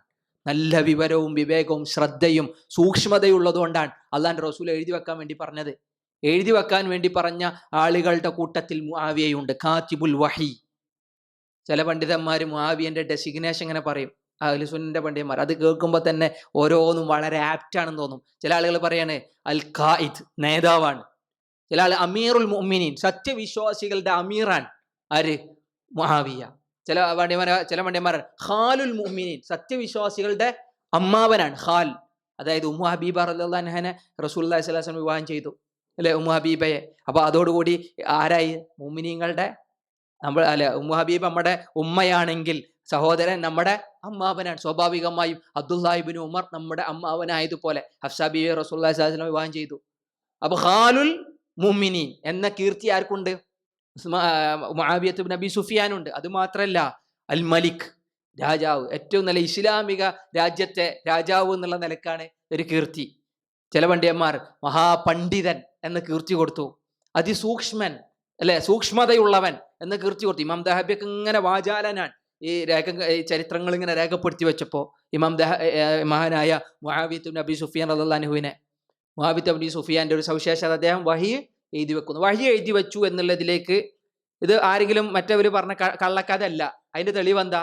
ഹദീസ്. നമ്മളെ സംബന്ധിച്ചിടത്തോളം സ്വഹീഹായ ഹദീസിൽ കാത്തിബുൽ വഹിയാണോ എന്ന് പരിശോധിച്ചാൽ മതി. നബി പറഞ്ഞോ, അതിന്റെ അപ്പുറത്തേക്ക് നമ്മൾ വേറെ അഭിപ്രായമില്ല. നബി പറഞ്ഞു. 2 ഹദീസുകൾ കാണാം മഹാനായ മുആവിയ എഴുത്തുകാരനാണ് എന്ന്. എന്താ 2 ഹദീസ്? ഒന്നാമത്തെ ഹദീസ് അബൂ സുഫിയാനെ സംബന്ധിച്ചിടത്തോളം കാനൽ മുസ്ലിമൂന ലാ യൻദുറൂന ഇലാ അബീ സുഫിയാൻ, ഇമാം മുസ്ലിം സ്വഹീഹിൽ കൊണ്ടുവന്ന ഹദീസാൻ. അവിടെയാണ്, ആ ഹദീസിലാണ് മുആവിയ എഴുത്തുകാരനാണ്, വഹി എഴുതി വെച്ച ആളാണ്, നബി അംഗീകരിച്ച ആളാണ് എന്നുള്ളതിന് നമ്മളെ തെളിവ്. നമ്മൾ അതാണല്ലോ കേൾക്കേണ്ടത്. അള്ളാഹിന്റെ റസൂലും പറഞ്ഞു കൊടുത്ത് നിന്നാൽ മതി എന്ന് പറയുമ്പോൾ, അബൂ സുഫിയാനെ സംബന്ധിച്ചിടത്തോളം മുസ്ലിങ്ങൾക്ക് ആദ്യ കാലഘട്ടത്തിൽ അബൂ സുഫിയാനോട് ഒരു വെറുപ്പുണ്ടായിരുന്നു. ലാ യുഖാഇദൂനഹു വലാ യുജാലിസൂനഹു. ചില ഹദീസിൽ കാണാം, മുസ്ലിമീങ്ങൾ ആരും എന്ത് ചെയ്യൂല, അബൂ സുഫിയാനെ ഒപ്പിരുത്തൂല, അബൂ സുഫിയാനോട് സംസാരിക്കൂല, ഒന്നിങ്ങനെ മാറ്റി നിർത്തും. ഒരു ദേഷ്യം ഉണ്ടായിരുന്നു. മക്കം ഫത്തിന്റെ സമയത്താണ് അബൂ സുഫിയാൻ ഇസ്ലാമിലേക്ക് കടന്നു വരുന്നത്. അതുവരെ എന്ത് ചെയ്തിട്ടില്ല, മുസ്ലിം ആയിട്ടില്ല. അതുവരെ മുസ്ലിമീങ്ങൾക്കെതിരെ യുദ്ധം ചെയ്തവനാണ്, ഖുറൈശികളുടെ നേതാവാണ്, ഖുറൈശ്, തന്ത്രശാലിയാണ്, യുദ്ധം നയിച്ച എത്രയോ മുസ്ലിമീങ്ങളെ കൊന്ന ആളാണ്. അതുകൊണ്ട് തന്നെ മക്കം ഫത്ത് കഴിഞ്ഞ് മദീനയിലേക്ക് ഹിജ്റ വന്നു അബൂ സുഫിയാനും കുടുംബവും. അപ്പൊ അബൂ സുഫിയാൻ മദീനയിലുള്ള കാലഘട്ടത്തിലെ ആൾക്കാർ എന്ത് ചെയ്തില്ല, മുസ്ലിമീങ്ങൾക്ക് അബൂ സുഫിയാനോട് വർത്താനം പറയാൻ മനസ്സങ്ങോട്ട് പാകപ്പെടും. ശരിയല്ല, സ്വാഭാവികമായിട്ടുണ്ടാവും, മനസ്സ് പാകപ്പെടുന്നില്ല, അങ്ങോട്ട് മിണ്ടാൻ തോന്നുന്നില്ല. അത്തരം നിമിഷങ്ങൾ ഉണ്ടായപ്പോൾ അബൂ സുഫിയാൻ അത് വല്ലാത്ത പ്രയാസം ഉണ്ടായി. എന്നിട്ട് നബിന്റെ അരികിൽ വരാൻ, തന്നെ ആളുകൾ പരിഗണിക്കാൻ, നബി സല്ലല്ലാഹു അലൈഹി വസല്ലമയുടെ അരികിൽ അബൂ സുഫിയാന് സ്ഥാനമുണ്ട് എന്ന് ബോധ്യപ്പെടുത്താൻ നബിനോട് 3 കാര്യങ്ങൾ ആവശ്യപ്പെടാൻ മഹാനായ അബൂ സുഫിയാൻ റളിയല്ലാഹു അൻഹു ആ ഹദീസിൽ കാണാം. നബി സല്ലല്ലാഹു അലൈഹി വസല്ലമയോട് പറഞ്ഞു, യാ നബി അല്ലാഹ്, അള്ളാഹുവിന്റെ നബിയെ, അള്ളാഹിന്റെ പ്രവാചകരെ, സലാസുൻ അഅ്തിനീഹുന്ന, പ്രവാചകരെ 3 കാര്യങ്ങൾ നിങ്ങൾ എനിക്ക് വകവെച്ച് നൽകണം, 3 കാര്യം തരണം. ഖാല നഅം, റസൂലുള്ളാഹി പറഞ്ഞു തരാ. എന്താ 3 എണ്ണം? അപ്പൊ ഒന്നാമത്തെ പറയാണ്, ഖാല ഇൻദി അഹ്സനുൽ അറബ് വ അജ്മലുഹ ഉമ്മു ഹബീബ ബിൻത് അബി സുഫിയാൻ ഉസവ്വിജുകഹ. നബിയെ, അറബികളിൽ ഏറ്റവും നല്ല സുന്ദരിയായവൾ, അറബികളിൽ ഏറ്റവും നല്ല മാന്യയായവൾ, അവളെ ഞാൻ നിങ്ങൾക്ക് വിവാഹം കഴിച്ചു തരാം, എൻ്റെ മകൾ ഉമ്മു ഹബീബ. പക്ഷേ ഈ ഹദീസിനെ വിശദീകരിക്കുമ്പോൾ ചില ഇമാം മുസ്ലിം റിവായത്ത് ചെയ്ത ഹദീസാണ്. ചില ആളുകൾ, ചില മുഹദ്ദിസുകൾ ഈ ഹദീസിന് ചില പോരായ്മകൾ പറഞ്ഞു. പോരായ്മകൾ എന്ന് പറഞ്ഞു കഴിഞ്ഞാൽ, ഉമ്മു ഹബീബ ആ സമയത്ത് അതിന് മുന്നേ എന്ത് ചെയ്തിട്ടുണ്ട്, ഉമ്മു ഹബീബയെ റസൂലുള്ളാഹി വിവാഹം ചെയ്തിട്ടുണ്ടെന്നാണ്. അതെപ്പോഴാണ്? അബീസീനയിലേക്ക് ഹിജ്റ പോയപ്പോൾ ഉമ്മു ഹബീബ തൻ്റെ ഭർത്താവ് ഉബൈദുള്ളയുടെ കൂടെ എന്ത് ചെയ്തിട്ടുണ്ട്, ഹിജ്റ പോയിട്ടുണ്ടായിരുന്നു. പിന്നെ അവിടുന്ന് മരണപ്പെട്ടതിന് ശേഷം നജ്ജാശി അല്ലെ, അന്ന് അവിടുത്തെ ഭരണാധികാരിയായ നജ്ജാശിയാണ് എന്ത് ചെയ്തത്, ഉമ്മു ഹബീബയെ റസൂലുള്ളാഹി സ്വല്ലല്ലാഹു അലൈഹി വസല്ലമക്ക് വിവാഹം ചെയ്ത് കൊടുക്കുന്നത്, നിക്കാഹ് ചെയ്ത് കൊടുക്കുന്നത്. അപ്പൊ ഈ ഹദീസ് വൈരുദ്ധ്യമാണെന്ന് ചില മുഹദ്ദിസുകൾ അഭിപ്രായപ്പെട്ടു. പക്ഷെ ചില മുഹദ്ദിസുകൾ മുഴുവൻ ഇതിനെ ഒരു കുഴപ്പമില്ല, ഒരു കോട്ടവും ഇല്ലാത്ത രീതിയിൽ ഇതിനെ ജമ്മ ചെയ്തു. ആ പറഞ്ഞതിന്റെ ഉദ്ദേശം വിവാഹം കഴിച്ചു തരാന്നല്ല, ആ വിവാഹത്തെ ഞാൻ അംഗീകരിക്കാം എന്ന് അബൂ സുഫിയാൻ പറഞ്ഞു. കാരണം അന്ന് വാപ്പ അംഗീകരിച്ചതല്ല, ഇന്ന് ഞാൻ അത് അംഗീകരിക്കാം എന്നുള്ള നിലയ്ക്ക് അബൂ സുഫിയാൻ പറയാണ്, നബിയെ ഞാൻ വിവാഹം കഴിച്ചത്, അത് ഓക്കെ. ഖാല നഅം, റസൂലുള്ളാഹി പറഞ്ഞു അതെ. റസൂലുള്ളാഹി പറഞ്ഞു അപ്പൊ അത് കൊടുത്തു. രണ്ടാമത്തെ കാര്യം എന്താണെന്നറിയോ? ഖാല മുആവിയ, എൻ്റെ മോനാണ് മുആവിയ, തജഅലുഹു കാതിബൻ ബൈന യദൈക്, നബിയെ അങ്ങയുടെ അരികിൽ മുആവിയയെ എഴുത്തുകാരനായി നിശ്ചയിക്കണം. രണ്ടാമത്തെ ആവശ്യം ഇതാണ്. നമ്മളെ ഇന്നത്തെ സംസാരത്തിന്റെ കാതൽ അല്ലെ, ഷാഹിദാൻ കാത്തിബാണ് എന്നുള്ളതിന് സ്വഹിയായ ഹദീസിനെ നമ്മൾ ഉദ്ധരിച്ചത്. മുസ്ലിം റിവായത്ത് ചെയ്ത കാത്തിബായി വെക്കണം എന്നാണ്. റസൂലുള്ളാഹി വേണ്ടാന്ന് പറഞ്ഞോ? ഇല്ല, ഓനെ പറ്റൂല എന്ന് പറഞ്ഞില്ല. ഖാല നഅം, അള്ളാന്റെ റസൂല് അതേ എന്ന് പറഞ്ഞതാണ്. അത് ഫളിലുള്ളതുകൊണ്ടല്ലേ അതേ എന്ന് റസൂലുള്ളാഹി പറഞ്ഞു. മൂന്നാമത്തെ കാര്യം കൂടി നമുക്ക് അവിടെ പറയാം. വതഉമുറനി ഹത്താ ഉഖാതിലൽ കുഫാർ വതഉമുറനി ഹത്താ ഉഖാതിലൽ കുഫാർ കമാ കുന്തു ഉഖാതിലൽ മുസ്ലിമീന, മുസ്ലിമീങ്ങളോട് പണ്ട് ഞാൻ യുദ്ധം ചെയ്തതുപോലെ, അഥവാ അന്ന് കാഫിറായിരുന്നു, അന്ന് ഞാൻ യുദ്ധം ചെയ്തതുപോലെ ഇനി എനിക്ക് കുഫാറുകളോട് യുദ്ധം ചെയ്യാൻ ഒരു അമീറിന്റെ സ്ഥാനം തരണം, ഒരു അമീറാക്കി തരണം. റസൂലുള്ളാഹി ഖാല നഅം. ഇത് 3 കിട്ടിക്കഴിഞ്ഞാൽ അബൂ സുഫിയാനെ പിന്നെ ആൾക്കാരെന്ത് ചെയ്യും? പരിഗണിക്കും, അംഗീകരിക്കും. ഇത് 3 കൊടുത്തു എന്നാണ്. അപ്പൊ ആ ഹദീസിൽ നിന്ന് ഒന്ന് വ്യക്തം, കാത്തിബുൽ വഹി എന്നുള്ളത് സ്ഥിരപ്പെട്ടു. ആ ഹദീസ് മാത്രമല്ല, വേറൊരു ഹദീസും കൂടി ഉണ്ട്, കാത്തിബുൽ വഹിയാണ്. ഇബ്നു അബ്ബാസ് റളിയല്ലാഹു അൻഹു, അതുകൂടി വിശദീകരിക്കാം. മഹാനായ അബ്ദുല്ലാഹി ഇബ്നു അബ്ബാസ് റളിയല്ലാഹു അൻഹു അന്ന് ചെറിയ കുട്ടിയാണ്. ഇബ്നു അബ്ബാസ് വളരെ ചെറിയ കുട്ടിയാണ്. ആ ചെറിയ കുട്ടിയായിരിക്കുമ്പോൾ അബ്ദുല്ലാഹി ഇബ്നു അബ്ബാസിന്റെ വീട്ടിലേക്ക് റസൂലുള്ളാഹി സ്വല്ലല്ലാഹു അലൈഹി വസല്ലം പോയി. അങ്ങനെ പോയി അവിടെ ഇരിക്കുന്ന സമയത്ത് കുട്ടി ഇങ്ങനെ വാതിലിൻ്റെ അടുത്ത് ഇങ്ങനെ കളിക്കുന്ന സമയത്ത് അബ്ദുല്ലാനെ വിളിച്ചു, യാ അബ്ദുല്ലാ, അബ്ദുല്ലാ ഇവിടെ വാ. എന്നിട്ട് പറയാം ഉദ്ഉ ലീ മുആവിയ, എനിക്ക് വേണ്ടി മുആവിയനെ ഒന്ന് വിളിച്ചുകൊണ്ട് വാ എന്ന് പറഞ്ഞു. എന്നാ എന്തിനാ വിളിച്ചത്? എഴുതാൻ വേണ്ടിയാണ്. ഹദീസുകൾ എഴുതി വെക്കാൻ, ആയത്തുകൾ എഴുതി വെക്കാൻ, ഖുർആൻ എഴുതി വെക്കാൻ. ആ സമയത്ത് മുആവിയനെ ഒന്ന് വിളിച്ചു കൊണ്ടുവാ എന്ന് പറഞ്ഞു. എന്നാൻ അബ്ദുല്ലാഹി ഇബ്നു അബ്ബാസ് റളിയല്ലാഹു പറയാണ്, ഞാൻ പോയി. പക്ഷെ വഹുവ യഅകുൽ, അന്നേരം എന്താണ്, അദ്ദേഹം ഭക്ഷണം കഴിച്ചുകൊണ്ടിരിക്കുകയാണ്. മുആവിയ ഭക്ഷണം കഴിക്കുക. അപ്പം ഞാൻ നേരെ തിരിച്ചു വന്ന് നബിനോട്, റസൂലേ ഹുവ യഅകുൽ, ഭക്ഷണം കഴിക്കാൻ. അങ്ങനെ കുറച്ചു നേരം കഴിഞ്ഞു. എന്നോട് വീണ്ടും റസൂലുള്ളാഹി വിളിച്ചു, ഉദ്ഉ ലീ മുആവിയ, മുആവിയനെ വിളിച്ചുകൊണ്ട് വാ എന്ന് പറഞ്ഞു. എന്നാ അങ്ങനെ ഞാൻ പോയി. മൂപ്പരവിടെ ഭക്ഷണം കഴിക്കുക, വഹുവ യഅകുൽ, ഭക്ഷണം കഴിക്കാൻ എന്ന് പറഞ്ഞു. അപ്പോൾ റസൂലുള്ളാഹി സ്വല്ലല്ലാഹു അലൈഹി വസല്ലമക്ക് കുറച്ചൊരു ദേഷ്യം വന്നു. കാരണം രണ്ടു വട്ടം ആളെ വിട്ടിട്ട് എന്ത് ചെയ്തില്ല, ഇവിടെ വന്നില്ല, എഴുതാൻ വേണ്ടിയാണ്. റസൂലുള്ളാഹി സ്വല്ലല്ലാഹു അലൈഹി വസല്ലം, ലാ അശ്ബഅ അല്ലാഹു ബത്നക്, ലാ അശ്ബഅ അല്ലാഹു ബത്നഹു, മുആവിയയുടെ വയറ് അള്ളാഹു നിറക്കാതിരിക്കട്ടെ, മുആവിയക്ക് വിശപ്പ് അടയാതിരിക്കട്ടെ, ഇനി വിശപ്പ് തീരാതിരിക്കട്ടെ. പക്ഷെ ഇതുപോലും എന്ത് ചെയ്തെന്നറിയാം, ചില ആൾക്കാർ മുആവിയയെ വിമർശിക്കാൻ വേണ്ടി കൊണ്ടുവന്നു. പക്ഷെ ഇതിൽ വിമർശനമല്ല, മുആവിയന്റെ ഫളിലാണിത്. മുആവിയന്റെ വയറ് നിറയാതിരിക്കട്ടെ, നമുക്ക് കേൾക്കുമ്പോൾ ശരിയാ തോന്നല്ലേ, നബിക്ക് ദേഷ്യം പിടിച്ചിട്ട് നബി ചീത്ത പറഞ്ഞതല്ലേ. ശരിക്കും വരികൾ അങ്ങനെ ചീത്ത പറഞ്ഞതാണ്. പക്ഷെ ഇമാം മുസ്ലിമിൻ റിവായത്ത് ചെയ്ത ഈ ഹദീസ്, ഇമാം മുസ്ലിമിൻ്റെ ഒക്കെ അറിവ് എന്നുള്ളത് ആ ഹദീസിനെ ഇങ്ങനെ കൊണ്ടുവരുന്ന, അതിൻ്റെ ഇസ്തിംബാത്ത്, അതിൻ്റെ തെളിവിനെ കൊണ്ടുവന്ന ഭാഗം നോക്കുമ്പോഴാണ് ഇവരൊക്കെ അത്ര മഹാപണ്ഡിതന്മാരാണ് നമുക്ക് മനസ്സിലാണത്. ഇമാം ബുഖാരിയൊക്കെ ഒരു ഹദീസിനെ ഇങ്ങനെ കൊണ്ടുവന്നപ്പോൾ അതിനെ വിശദീകരിച്ചപ്പോഴുള്ള പാണ്ഡിത്യം, ഇമാം മുസ്ലിം, അതുപോലെ തന്നെ ഇമാം തുർമുദി റഹിമഹുല്ല, ഇവരുടെയൊക്കെ ഒരു ഹദീസിനെ മനസ്സിലാക്കുന്ന അവരുടെ വൈഭവം ഭയങ്കരാണ്. ഇവിടെ ഇമാം നവവി ഇല്ലേ, സ്വഹീഹ് മുസ്ലിമിൻ്റെ ഏറ്റവും ശക്തമായ ഷർഹാണ് അൽ മിൻഹാജ്, ഇമാം നവവിയുടെ ഷർഹു മുസ്ലിം. മിൻഹാജിൽ ഇമാം മുസ്ലിം ഈ ഹദീസിനെ കൊണ്ടുവന്നപ്പോൾ, ഇമാം മുസ്ലിമിൻ്റെ ഈ ഹദീസിനെ കൊണ്ടുവന്നപ്പോൾ ഒരു തലവാചകം എഴുതി ഇമാം നവവി. തലക്കെട്ടുണ്ടാവും, ആ തലക്കെട്ടിനനുസരിച്ചാണ് ഈ ഹദീസ് അല്ലേ. ആ തലക്കെട്ട് എന്താണെന്നറിയോ? നബി സല്ലല്ലാഹു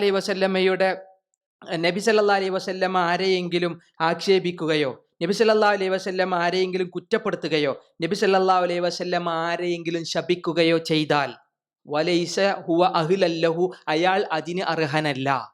ബൽ ഹുവ നേരെ മറിച്ച് അത് അയാൾക്ക് റഹ്മത്തും അജുറുമാണ്.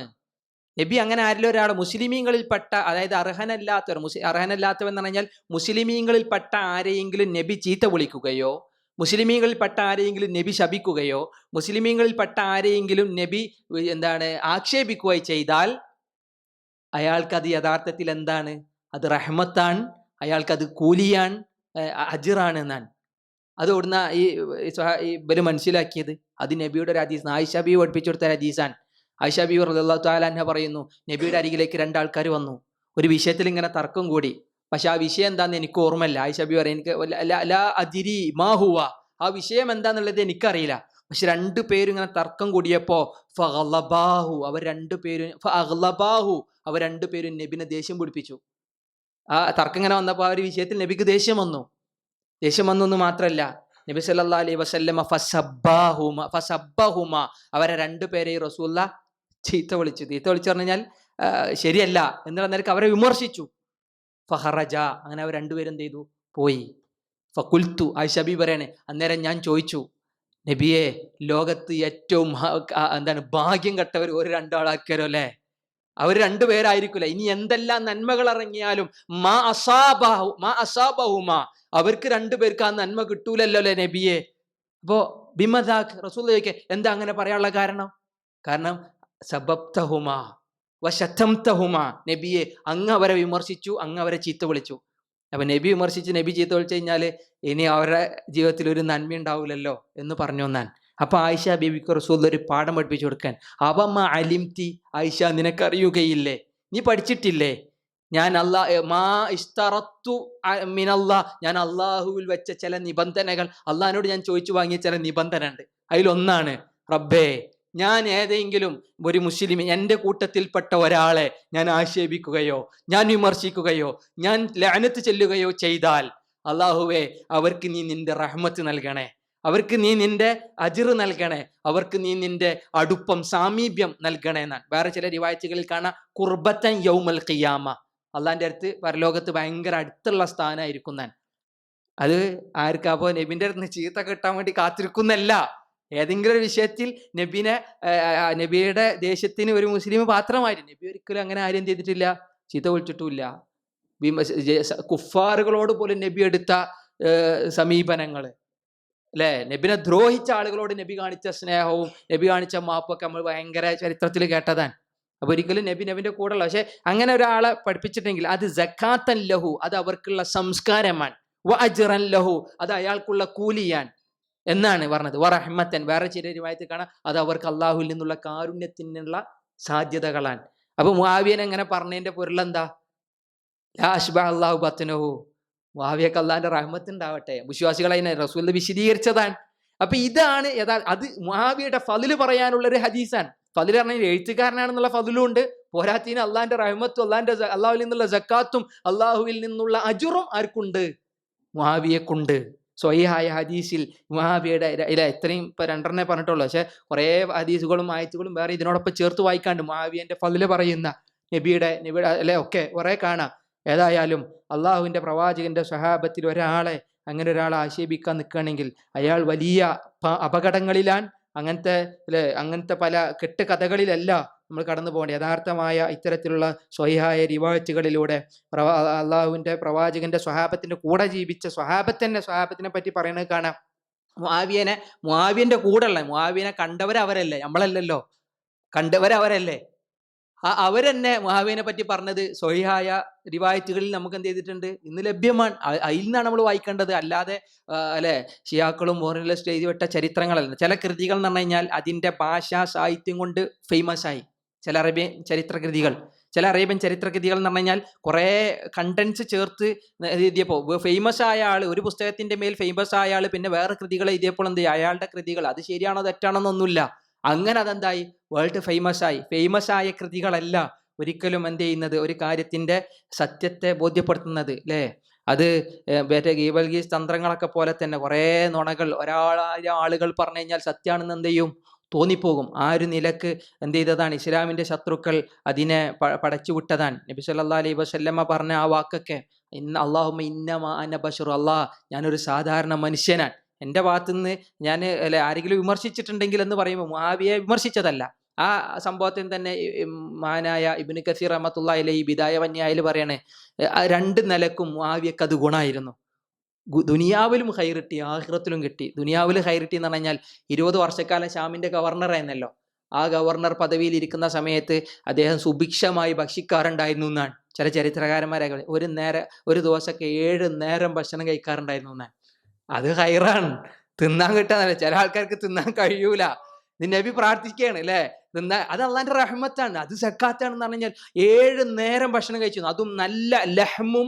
ചില റിവായത്തിൽ തന്നെ ശരിക്കും കാണാം നല്ല പോഷകാഹാരങ്ങൾ മുആവിയക്ക് കിട്ടിയെന്ന്, സുലഭമായിരുന്നു, ലഭ്യമായിരുന്നു അന്ന് ഷാമിൽ. 7 നേരം കഴിച്ചിട്ട് മുആവിയ പറഞ്ഞു, ഒരു റിവായത്തിൽ കാണാം, ലാ അശ്ബഉ മിനൽ ജൂ, എനിക്ക് വിശപ്പ് കേടണില്ല, എനിക്ക് വിശപ്പ് തീരുന്നില്ല. അപ്പൊ ദുനിയാവിൽ കാര്യം, ഞാൻ ആഖിറത്തിലും സ്വഹാബത്തിന്റെ കൂടെ അൻതമൻ അഹ്ബബ്ത്, നബിയുടെ ഒക്കെ കൂടെയുള്ള ആ ദിവസം അത് അവർക്കുണ്ടാവുമ്പോൾ നമ്മുടെ നാവുകളെ പലരും എന്ത് ചെയ്യുന്നു, അറിവില്ലായ്മകളിലൂടെ കളങ്കമാക്കിക്കൊണ്ടിരിക്കാൻ അള്ളാഹു കാത്തിരക്ഷിക്കുമാറാവട്ടെ. സ്വഹാബത്തിനെ സംബന്ധിച്ച് നന്നായി കേൾക്കാനും നന്നായി പഠിക്കാനും അതിലൂടെ നമ്മുടെ ഈമാനെ, ഇതൊക്കെ ഈമാനിക വിശ്വാസവുമായി ബന്ധപ്പെട്ട് നമ്മുടെ വിശ്വാസപരമായ കാര്യവുമായി ബന്ധപ്പെട്ട് നിൽക്കുന്ന കാര്യങ്ങളാണ്. അള്ളാഹു നമ്മുടെ അക്കീദയെ ശരിപ്പെടുത്തുന്ന അറിവ് നമുക്ക് നൽകി നിഗ്രഹിക്കുമാറാവട്ടെ. അറിഞ്ഞറിയാതെയൊക്കെ വാക്കിലും പ്രവർത്തനങ്ങളിലും ചിന്തകളിലൊക്കെ കടന്നു വന്ന തിന്മകൾ അള്ളാഹു വിട്ടുപുറത്ത് മാപ്പാക്കി തരുമാറാവട്ടെ. കൂടുതൽ റസൂലുള്ളാഹി സ്വല്ലല്ലാഹു അലൈഹി വസല്ലമയെ പഠിക്കാനും നബിയുടെ അനുചരന്മാരെ മനസ്സിലാക്കാനും അതിനെ മുറുകെ പിടിച്ച് ജീവിക്കാനും അള്ളാഹു നമുക്ക് ഭാഗ്യം നൽകട്ടെ. അള്ളാഹുവിന്റെ കലാമിനെ നന്നായി മനസ്സിലാക്കാനുള്ള ബുദ്ധിയും വിവേകവും അള്ളാഹു നമുക്ക് പ്രദാനം ചെയ്യുമാറാവട്ടെ. അതിനുള്ള സൗകര്യവും സാഹചര്യവും അതിലുള്ള ക്ഷമയും അള്ളാഹു നമുക്ക് പ്രദാനം ചെയ്യുമാറാവട്ടെ. അള്ളാഹു സുബ്ഹാനഹു വ തആല നമ്മുടെ ഗുരുനാഥന്മാർക്ക് ദീർഘായുസ്സ് നൽകട്ടെ. ഈ ദീനിനൊക്കെ കാരണക്കാരായ നമ്മുടെ മാതാപിതാക്കൾ, അള്ളാഹുവെ നീ അവർക്ക് ആഫിയത്ത് കൊടുക്കണേ, റഹ്മത്ത് ശരിയണേ. അള്ളാഹു അവരുടെ ജീവിതത്തിലെ പ്രയാസങ്ങൾ മാറ്റി കൊടുക്കണേ. മരണപ്പെട്ടവരാണെങ്കിൽ അവരുടെ കബറിടം അള്ളാഹുവെ നീ വിശാലമാക്കി കൊടുക്കണേ. അള്ളാഹുവെ ഈ ദീനിൽ ലാ ഇലാഹ ഇല്ലല്ലാഹ് എന്ന കലിമത്ത് തൗഹീദിന് വേണ്ടി ജീവിക്കാനും അതനുസരിച്ച് ജീവിക്കാനും അത് പ്രബോധനം ചെയ്യാനും അതിനെ പ്രബോധനം ചെയ്ത ആളുകളുടെ ജീവിതത്തിലെ ത്യാഗങ്ങൾ എല്ലാ നിലക്കും ലോകത്തിന് പരിചയപ്പെടുത്താനും അള്ളാഹു നമ്മുടെ ആയുഷിൽ നമുക്ക് തൗഫീഖ് നൽകി അനുഗ്രഹിക്കുമാറാവട്ടെ. അല്ലാഹുമ്മ റബ്ബന ആതിന ഫിദ്ദുനിയ ഹസന വഫിൽ ആഖിറതി ഹസന വഖിന അദാബന്നാർ വസല്ലല്ലാഹു അലാ നബീന മുഹമ്മദ് വഅലാ ആലിഹി വസഹബിഹി വസല്ലം. ജസാക്കുമുല്ലാഹു ഖൈറ. സുബ്ഹാനക്കല്ലാഹുമ്മ ബിഹംദിക അഷ്ഹദു അൻ ലാ ഇലാഹ ഇല്ലാ അൻത അസ്തഗ്ഫിറുക വഅതൂബു ഇലൈക്. അസ്സലാമു അലൈക്കും വറഹ്മത്തുള്ളാഹി.